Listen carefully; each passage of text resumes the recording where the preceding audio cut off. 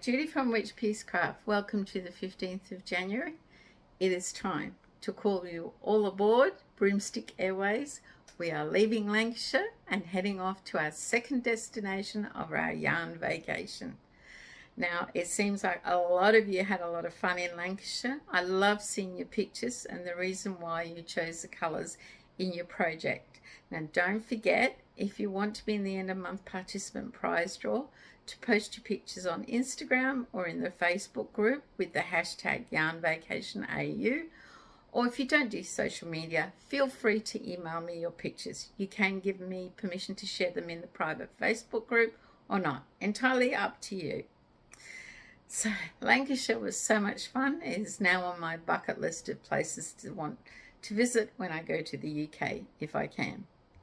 So where do you think we'll head if we're in Northern Europe for our second destination? Well, we are off to Ireland, to be sure. I have subscribers in Ireland, quite a few, and yes, it's been difficult to decide on whether we go to one town or what we do. So what I've decided is I've picked 3 cities that Thing and I visited in 2016 when we did a British Isles cruise. And yes, it was like a taste of Ireland, but it was awesome. We really enjoyed it and we met some lovely people on that cruise. Now, if you know of any podcasters in Ireland, let me know, because apparently I'm not subscribed to any anymore. The ones I was subscribed to are no longer doing videos. So make sure you drop the link to a podcaster, a yarny sister, brother in Ireland that I might enjoy watching, knitting, crochet, sewing. Leave the link in the comments below and we can all check them out. It's nice to support channels around the world. So I've done a bit of research. This will probably be longer than some of the videos we do for our yarn vacation, but I love Ireland. I really do. So Ireland is an island. It's in the Northern Atlantic in the northwestern Europe. It's separated from Great Britain by the North Channel, the Irish Sea and St. George's Channel. Geopolitically, Ireland is divided into the Republic of Ireland, the south part, officially named Ireland, which covers 5/6 of the island, and Northern Ireland, which is part of the United Kingdom and comes under King Charles. I have difficulty saying that. I keep wanting to say Queen. As of 2022, the population of the entire island is just over 7 million, with 1.5 million living in the Republic of Ireland and 1.9 million in Northern Ireland, ranking it the most second populous island in Europe after Great Britain. Geography of the island comprises relatively low-lying mountains surrounded a central plain with several rivers that extend inland. Its lush vegetation is a product of its mild but changeable climate, which is free of extreme temperatures.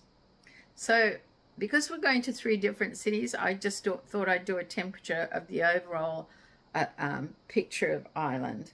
So the Irish climate is influenced by the Atlantic Ocean, thus moderate, and winters are milder than expected for such a northerly area, although summers are cooler than most in Central Europe. Rainfall and cloud is in abundance. So during January, the highest temperature range in Ireland averages out at 18.5 Celsius, 65.3 Fahrenheit, and the average low is 19.1 Celsius, which is 2.4 Fahrenheit, for those people doing temperature projects. The national flower of Ireland, the whole thing, is the shamrock. Hopefully I'll have a picture at the end for you to check it out. The official state emblem of Ireland has on it the harp and the shamrock. It's the only country in the world that has a musical instrument included in its official national emblem. So that's Ireland in general. The Irish flag for Ireland when they go overseas is green, orange and white. But Northern Ireland does have a separate flag, but they use the green, orange and white flag when they compete. So our first stop is Belfast. We'll spend a couple of days there, which is what we did. Belfast is the capital of Northern Ireland, and yes, part of the UK. The national flower is the flax, and hopefully I'll have a picture at the end of that for you. The national colour is azure blue. The national dish is the Ulster fry. Now, most locals refer to Belfast as Ulster.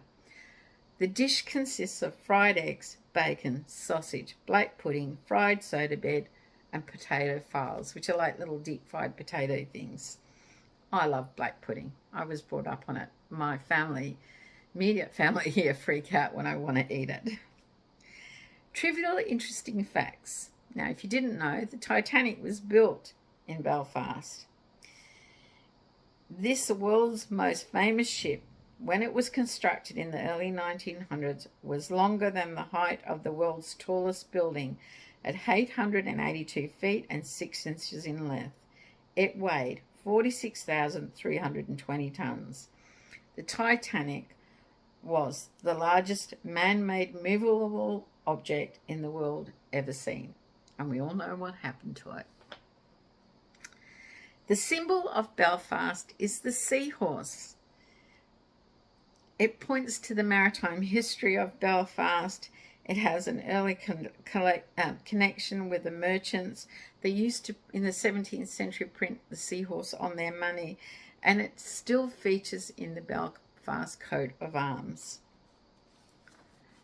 So, the third interesting fact, more modern, the mobile defibrillator was invented in Belfast. Why can't I get my tongue around that? So that's Belfast for you. And we enjoyed being there, learning about the Titanic, and of course, the Giant's Causeway. It is amazing. We did a tour out there. There are photos at the end of the Giant's Causeway. There's something about sitting there, looking at the view. There were a lot of people there that day, but it's not an eerie feeling, but you feel like the history of Ireland and the Giant's Causeway in Belfast is coming into your soul and your body. It's just beautiful. We spent a couple of hours there, and all it is this natural structure of nature. But yes, a lot of photos of that, but I'll share a couple with you. I do recommend if you go to Belfast, you go out and see the Giant's Causeway. So then we moved on to Dublin, the Republic of Ireland, an independent country. The name Dublin comes from the old Celtic name Blackpool. Dublin has given the world the most amazing bands and musicians, like U2, the Dubliners, Codaline, the Script, just to name a few. Which brings me to, I'm going to be doing a music playlist of Irish artists. Why? Because a few people have let me know they really miss the music playlists I used to do with Rock 2022 AU. And because there are so many great artists from this country, I thought I'd give you a music playlist. They like to listen to it while they're working on their project. And in this playlist, we will start with a song that I am dedicating to Laura at Mad Mimi's Crochet and Farming, and Madonna Ballard. The song is by the Irish Rovers, and it's called The Biggest Mix-Up, and it's about orange and green and the Trouble Wars.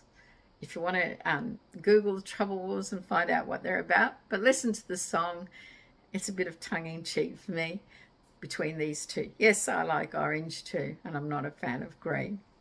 There'll be others like U2, The Cause, The Script. I'm trying to think who else. Van Morrison. I'll put Van Morrison on there. So make sure if you want to listen to a bit of music, you check out the music playlist with this video.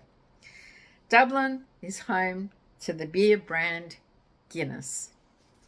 Now down here, we refer to Guinness as a stout, not as a beer. And it is Thing's favourite beer stout to drink. He drinks this He's not an alcoholic, but he does like it. If we go anywhere, he goes, oh, I'll have a Guinness. I'll have it on tap, or I'll have it in a can that's been imported in. Because I studied beer, and if it's like they give the recipe here and they make it here and put it in bottles, it will taste different. Because the thing about beer is, and I know people say water doesn't have flavour, the flavour of any beer is influenced by the water used. And he said the Guinness in Ireland is just so different. It is just so luscious to drink. But he drinks the cans, which are quite expensive, that are imported from Ireland. So Guinness, it's like a really dark black beer with a cream foamy head, sometimes referred to by our locals as a black and tan. But a black and tan is different. I keep telling them that. Now, Guinness was created by Arthur Guinness, his brewery at St. James in 1759. Guinness is still produced there to this day. If you're going to go to Dublin, visit the Guinness storehouse. We did. They have a 9,000-year lease on this property. It is huge, and it was an amazing visit. It was on Things bucket list, and it was on mine because I went to the Guinness Academy and learned how to pour a Guinness. It's unlike any other beer to pour on tap. And where I worked and managed, I used to have a guy that whinged all the time that none of us knew how to pour a Guinness. So I went to the academy, got a certificate, and when I came back, I went, now shut up. My senior bar attendant put it on the wall. And every time he went to say something, she'd go, and he was quiet. He now lives in Thailand. We love it. It was just, I think we spent the entire day there wandering around. I bought him a few t-shirts. He just, yeah, he really, when we were talking about it today, he said, I really enjoyed going to the Guinness storehouse. Arthur and Olivia Guinness had 21 children, but only 10 survived. What's amazing about this is during the 1700s, for her to survive 21 childbirths just blows you away. And even by today's standards, that still is an amazing fact. 10 million pints of Guinness are drunk per day. It's a popular beer. In my parents' day, it was referred to as a steak in a can because it's full of iron and it's really rich and good for you. And I know when my mother, the midwives in UK and the nurses used to encourage breastfeeding mothers to have Guinness to enrich their milk. I don't know if that's like a old wives' tale or something they really thought, but my mother swore by it. Dublin.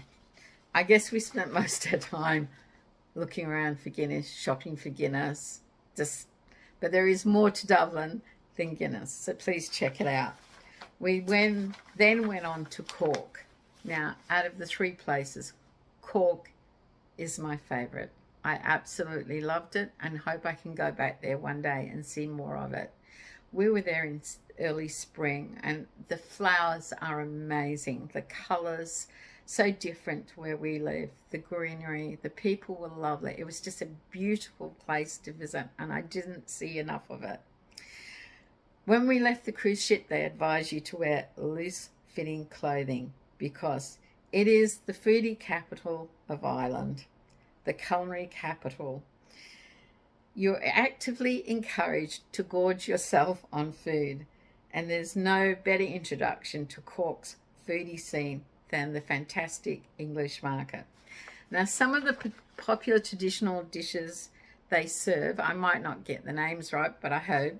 Time a league, a brown pudding and a variety of blood sausage. A brown pudding is a variety of blood sausage made from pig's blood, pork trimmings, cereal, fresh onions, seasoning, spices, and natural castings, which basically means they use intestine to make the sausage. Buttered eggs. I'd never seen these before and wasn't keen. Basically, to preserve eggs, they take the eggs straight from under the chicken. They have to be warm, like they've just come out of a bottom. And then they use lard and butter on the shell on the outside. They pack them and bury them somewhere, and it preserves them, and you use them that way. Yeah, it was weird to see them. Skirts and kidneys. Skirts and kidneys is a hearty stew consisting of pork skirts. It's the trimmings from the inside of the backbone and ribs of the pig. The kidneys, potatoes, onions, and water. The stew is flavoured with white pepper, salt, and thyme, and thickened with corn flour. I don't think I tried that either. I'm not a big fan of kidneys. Spicy beef. It's typically enjoyed in the County Cork for Christmas and New Year. A joint of rump or silverside is salted and marinated in spices and saltpetre for a couple of days. Some families let it sit for a couple of weeks. Once cured, the meat is cooked in water or stout, Guinness, and optionally roasted afterwards. Now, I have a little story about food in Ireland. It was either on our way or on our way back, or one day in Belfast from a tour, probably the first day. I hadn't been very well for over a week. I had some sort of chesty thing going on and headachy. And I really had thought I wouldn't go on the tour, but Thing encouraged me. And part of that tour was to have a lunch with the group. And where we stopped, they gave you a menu where you pick from several dishes. And I kept looking at the waitress. The old waitress said to me, "You're not very well." And I said, "No, I've been quite sick for days and the doctor on the ship can't help me. It's just a bug." And she said, and I said, "I don't really feel like eating." And she said to me, "Well, if you want to feel better, have the Irish stew. You'll feel 100% better tomorrow." And I picked that thinking, oh yeah, she's feeding me a whole heap of Irish blarney.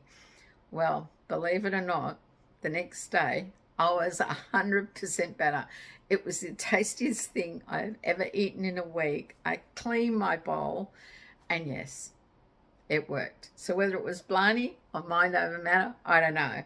But I swear by this Irish stew.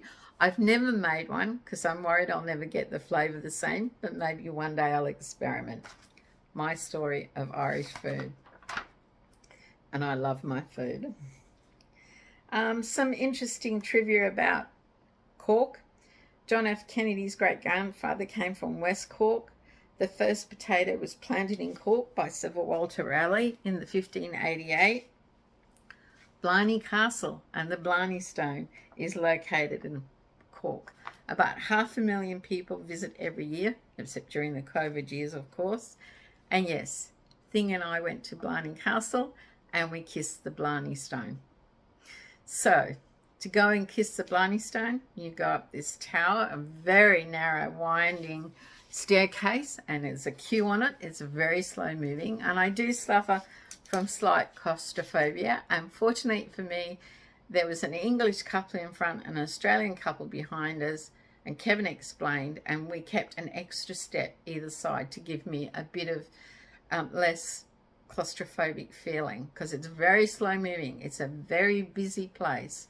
You will go to Blarney Castle and spend all day there. The gardens are beautiful. It's amazing. And it's a couple of hours to get up to kiss the Blarney Stone. And yes, I'd do it again in a heartbeat. I loved it. The experience, just the thought to say, yes, I've done it. Coff Harbour is the second largest natural harbour in the world after Sydney Harbour here in Australia. Cork also has the oldest yacht club in the world, founded in 1720. So there you have it.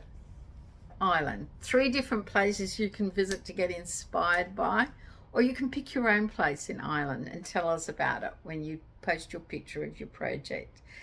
I really enjoyed researching Ireland because I love it. And I will put some of our photos at the end for you to check out that are relevant to this, and maybe not relevant, just a bit of fun.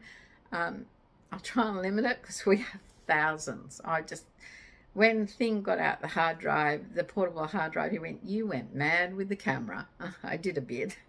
But yeah, that's because when I love a place, I go, "Oh, I've got to have a photo of that. Oh, I've got to have a photo of that." But sometimes I have to stop to remember to enjoy the experience and forget the photos. So let me know in the comments below what part, if you've been to Ireland, what you've seen that I haven't mentioned, any comments like that. If you haven't been to Ireland, would you like to go, and where would you like to go? And yes, if you know of any Irish podcasters that you watch, please share them with us and we'll go and support them. My project so far, I'm not sure if I think I've shown Trev the traveling snake before. He's got blue, like a blue ombre for the Great Barrier Reef and rainforest greens, and then I've done red for the rose for Lancashire with some green again for the greenery. I think I might keep doing these greens, and who will know what color comes next.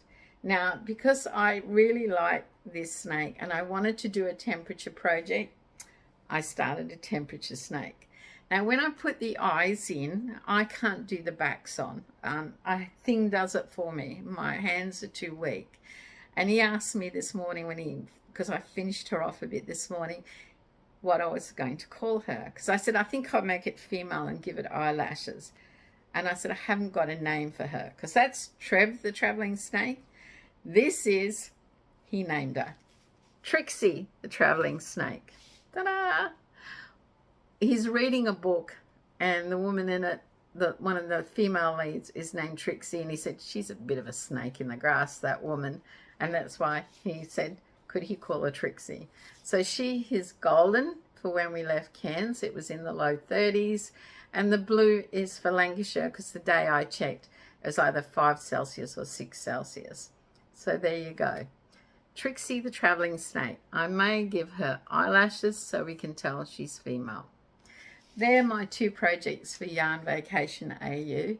Thank you to everyone who's participating. If you're new to the channel and want to join in, it's never too late.